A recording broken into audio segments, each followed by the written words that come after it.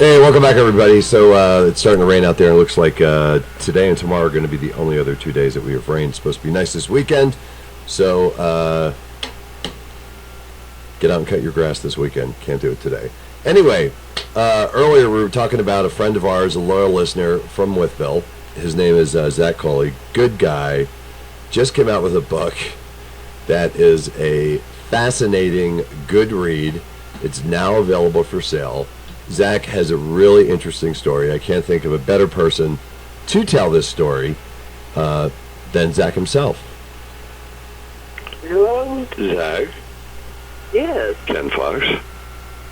Good morning, Ken. How are you? I'm doing good, buddy. How about you? Doing very well, thank you. Now, I need to test your trivia on something. Sure. Who said, "Well, I've been waiting for this moment for all my life. I can feel it coming in the blank tonight"? That's an easy one. That would be Air. Okay. Air. Written by who? Written by Phil Collins. My main man. Your main man. You got a book out right now, huh? Yes, sir. You want to tell me a little bit about it? I would love to tell you about it. Okay. The first half centers on, well, first of all, it's called a real-life fairy tale. And the reason it's called a real-life fairy tale is for 25 years, I never had been on a date before. I had never done never done very much traveling due to my mobility issues with cerebral palsy. And I had three big bucket list dreams, and one of them was, of course, to marry the love of my life. The second one was to go to New York City, and the third one would be to see Phil Collins play live. Mm-hmm. And he was doing his last American show in New York City, and I got to do all three of those things over the course of about 4 months. So I went to see Phil while I was proposing to Emily in New York. So that was it was a whirlwind of events and ups and downs and things that happened in that 3-day trip. So I thought it was worthy of putting into a book. And then the second half deals with where we stayed in New York. It was actually Secaucus, New Jersey. Mm-hmm. A corporate officer from the Red Roof Inn saw my New York story online through my newspaper column and offered us a 3-week stay anywhere in the country. So my wife chose San Francisco. So the second half of the book deals with our venture to San Francisco and the history of the places that we saw in the area, which is, of course, very rich and interesting. And it also talks about the difficulties that we have traveling the country due to my disability. So hopefully it will attract the attention of some right people, and we can make some changes. Absolutely. Other than that, I think it's just I hope that it's a very entertaining book, because those are stories that we have certainly enjoyed over time. Now, let me ask you this. Do you find, with the whole mobility issue, do you find that flying specifically is pretty difficult? Flying is very difficult. In fact, when I returned home from San Francisco, I have a power wheelchair. And when our flight connected from San Francisco to Chicago, and in Chicago, they had lost my power wheelchair. And I was on the phone with American Airlines, and my wife was too, trying to get the chair back, and they weren't going to send it. You know, they wanted us to come. They were going to fly it to Tri-Cities and wanted us to drive an hour on my wife's only day off pick it up. And we just said, no, we can't do that. You're going to have to deliver it to us like you would any other luggage. So they had some guy in a truck bring it to me, but that was a very difficult day because that's my legs in a sense. I can't move if I don't have that machine.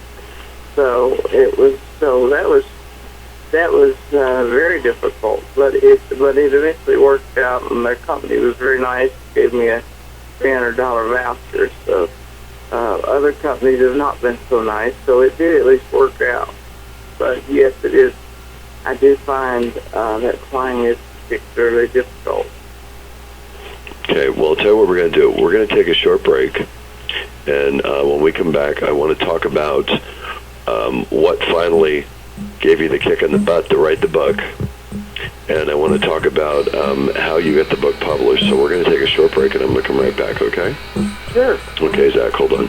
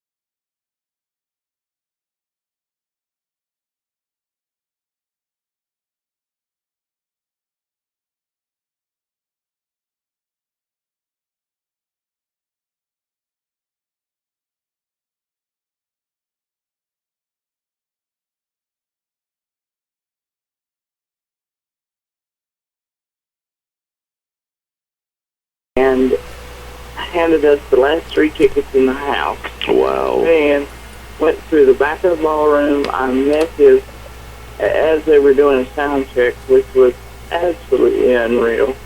And I met his guitar player, Daryl Sturmer.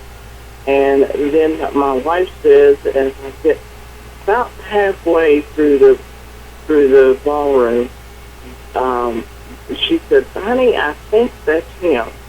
And I turn around, and 5 feet from me, with his back to me, and that bald head just shining, there he was. And I stopped dead in my tracks, and I was trying to say Phil, but the only thing that would come out was a faint little squeak. And the security guard, since I was technically in there on the manager's ticket, she said, keep going. So I did what she said. So I wished I had been able to say something to get him to turn around. But I guess I must confess, part of an ulterior motive here. I'm hoping maybe he will notice his name in this book, and maybe I'll have that chance to meet him. So absolutely. That's now my big goal since I've seen him live. He was fabulous. Well, let me ask you this. Roseland's a pretty intimate setting. It's not a huge space, but it's right in the middle of the city. Holds about how many people? I would say about 3,000 to 5,000. Yeah, it's a great space. I've been there several times to a bunch of different shows, but I imagine the acoustics in there had to be incredible. Oh, it was fantastic. He actually, this last It was his last American show ever, which is why this one was so important. And it's also filmed on DVD, so you can get the DVD. And if you pause it at 13 minutes and 42 seconds, you'll be able to see my shadows. You'll be able to pick me out. I tell you, that's me. 13 minutes and 42 seconds, we can see Zach's shadow. Yeah, that's it. Excellent. I paid $300 for the proof of that, of those 3 shadows. But yes, the acoustics were fantastic. He actually played a Motown review with the original Funk Brothers, 3 of the original Funk Brothers. Oh, nice. Who was a house band for Motown. And it was a fabulous show, because I'm a huge Motown fan, too. Now, I want to ask you another question, Zach. This wife of yours sounds pretty special. She is indeed. How long have you folks been married now? It will be 3 years on July 10th. Wonderful. Now, was she real instrumental in getting you to write this book? She is the inspiration behind everything that I write. That's wonderful. We have a goal. Now that we have someone to travel with, we have a goal to see all 50 states. And this book covers New York and California. So far, we've seen about 7 of them together. So there's going to be more books to follow this one that are not necessarily sequels, but we want to put our story down and our traveling story down to, make awareness for disabled people who want to travel, to tell our love story, which is, in which, even if I do say so myself, is pretty remarkable. Emily's the best thing that's ever happened to me, so she's going to be the heart of everything that I write. But we have a goal to see all 50 states, and we plan to make a series of books and cover each one of those states. Now, is the book self-published, or did you get someone to pick it up for you? It's self-published, yes, sir. Okay. Through a website called Create Space. Now, if someone would like to get a copy of the book, how can they do so? They can do that through Amazon or the publisher's website, createspace.com. And it's available locally, Big Walker Lookout, Old Ford Antique Malls.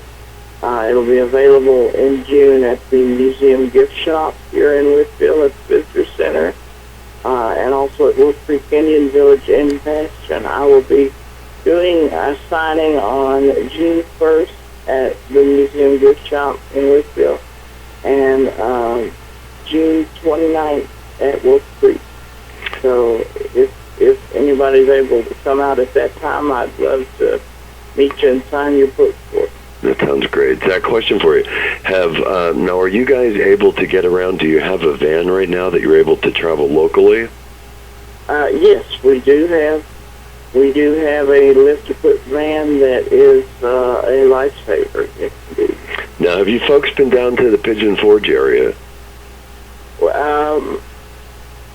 My wife has been, and I have been many, many years ago, but I have not seen Pigeon Forge as it is today. That's something that I would love to see one day. Well, I'll tell you what. We've got a pair of tickets here for you that I'm going to stick in the mail for you. And you can go down, go to Dollywood, run around Pigeon Forge, and it's our way of saying thank you for stepping up and bringing, the attention to, the lack of modification in places for the handicapped folks out there, because I know there's not. Blake brought this story to me, and I think it's a great story. I have the utmost admiration for you, and just our little way of saying thank you. We want to send you and your wife down to Pigeon Forge. Well, thank you so much. I'm for once I'm speechless. I don't know what to say, but I am extremely grateful, and I know this will put me high on the husband list when my wife hears this. Absolutely. I appreciate you guys so much, and I want you to know that this is one of our favorite radio stations. So I definitely, I'm like you guys. I love to rock and roll. Zach, I appreciate you, and we really thank you for taking the time out with us today. God bless you, and give your wife a big kiss for us. Thank you so much for having me. I really, really enjoyed it. Absolutely, Zach.